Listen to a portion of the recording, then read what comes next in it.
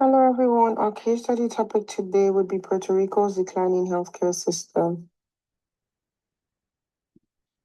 And the table of contents includes introduction, overview of Puerto Rico's healthcare system, the social determinants of health impacting healthcare, socioeconomic and demographic factors.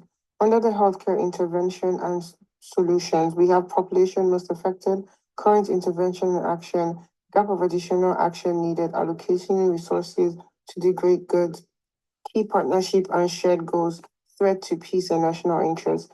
Then the research question, discussion, questions, conclusion, and reference.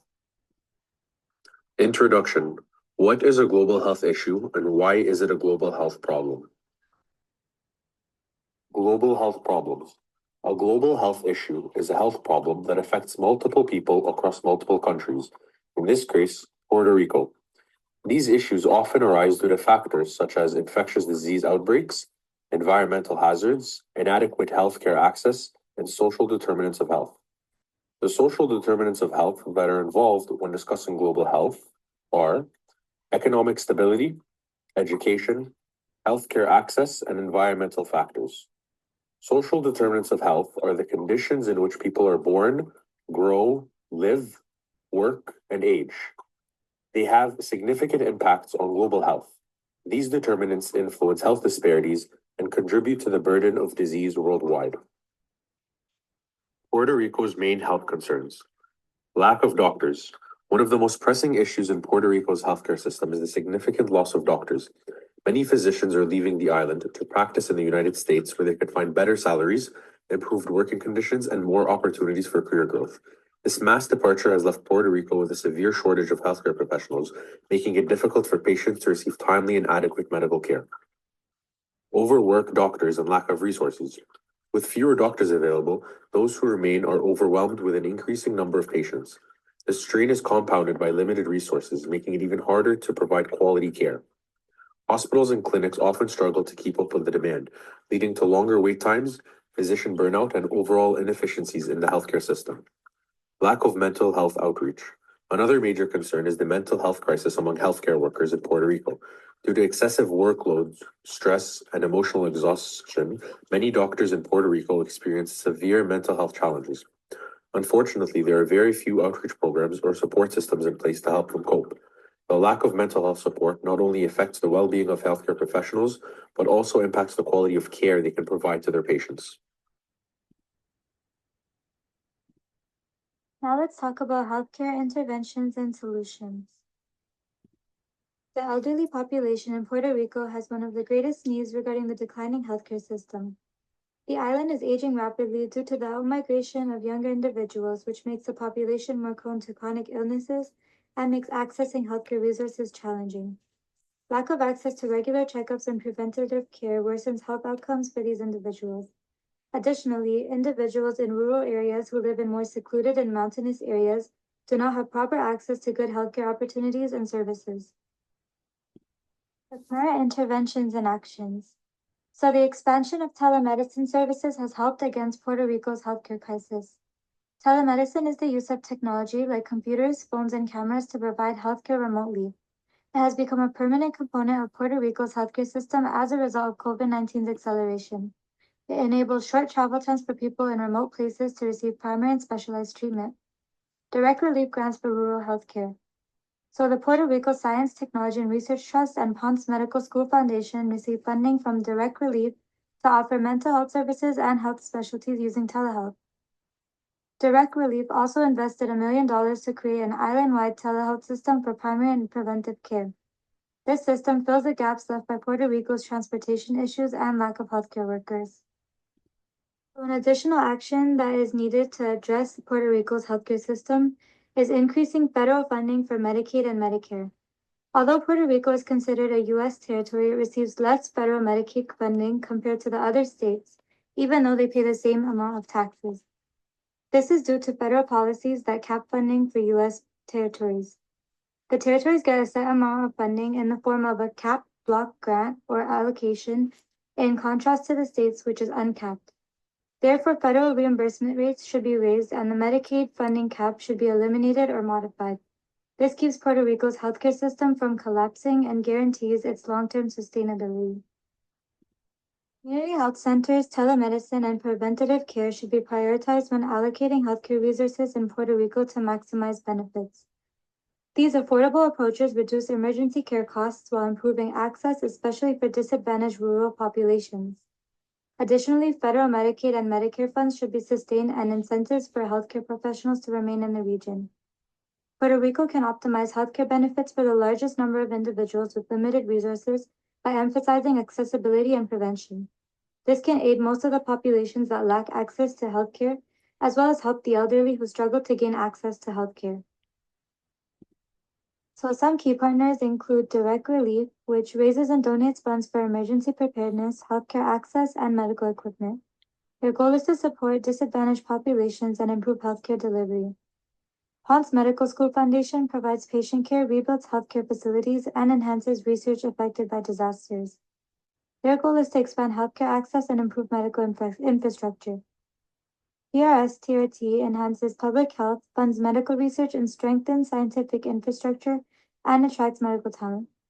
Their goal is to improve healthcare resilience and disaster preparedness. Ultimate shared objective of the three partners is to enhance disaster preparedness, expand healthcare access, and strengthen healthcare infrastructure in Puerto Rico. The problems that they are best equipped to solve include limited healthcare access by funding telemedicine, medical research, and emergency care to reach rural communities, disaster preparedness and recovery by rebuilding healthcare facilities, securing medical supplies, and ensuring continuity of care after disasters, and lastly, the shortage of medical professionals. PRS-TRT works to attract and retain healthcare workers, while Ponce Medical School Foundation provides medical education and research opportunities. This collaborative approach ensures sustainable healthcare and emergency preparedness in Puerto Rico. Actions to improve the health status and equity of vulnerable populations. So expanding telemedicine services increases fundings and infrastructure for telemedicine programs to reach rural areas. This improves health equity by ensuring people in rural areas who face transportation issues and have access to primary care physicians and specialists. Increasing federal healthcare funding. So the action would be to advocate for the removal or modification of the Medicaid and Medicare funding cap, and this can improve access to affordable medical care and reduce differences in the availability of treatments when compared to the states in the US. And investing in community healthcare centers. So strengthening CHCs to provide preventive care, chronic disease management, and mental health support. This aids low-income individuals in receiving essential care, reducing emergency room visits and overall health care costs. The greatest threats to peace. So economic instability and inequality. Economic instability in Puerto Rico can lead to social unrest, inadequate public services, and poverty. There's over 12% who are unemployed, a 45% poverty rate, and more than $70 billion in debt, which all play a part in the island's healthcare system's collapse. Puerto Rico's healthcare sector accounts for 20% of its economy. Therefore, its decline makes the issue even worse.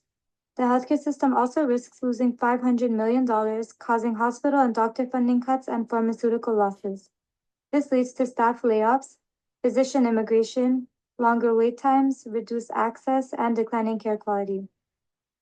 Additionally, there's healthcare disparities.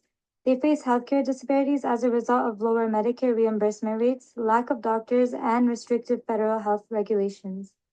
This in return can cause a higher rate of diseases like diabetes and heart disease because individuals don't have the right resources to receive the proper care that they need. Lastly, I'm going to talk about how these interventions can help achieve the national interests of sponsoring governments. So telemedicine enhances public health preparedness by improving access to healthcare in disaster-prone areas like Puerto Rico, ensuring continuity of care during emergencies. A healthier population is better equipped to contribute to economic growth and emergency response efforts. Increasing federal healthcare funding. So this in return reduces healthcare inequality. Ensuring that Puerto Rico receives equitable funding aligns with U.S. commitments to reducing healthcare disparities.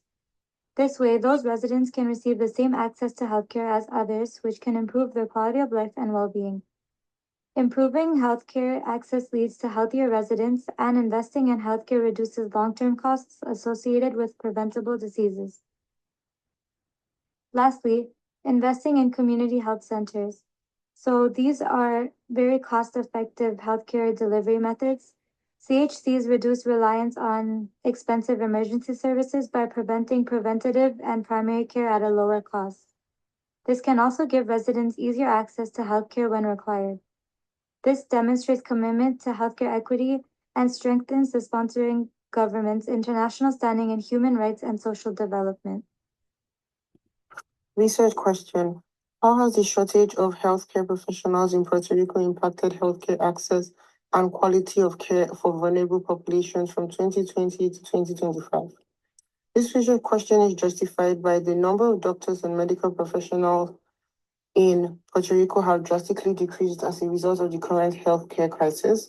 According to the presentation's concept, healthcare access and care quality are important measures of the efficiency of a healthcare system.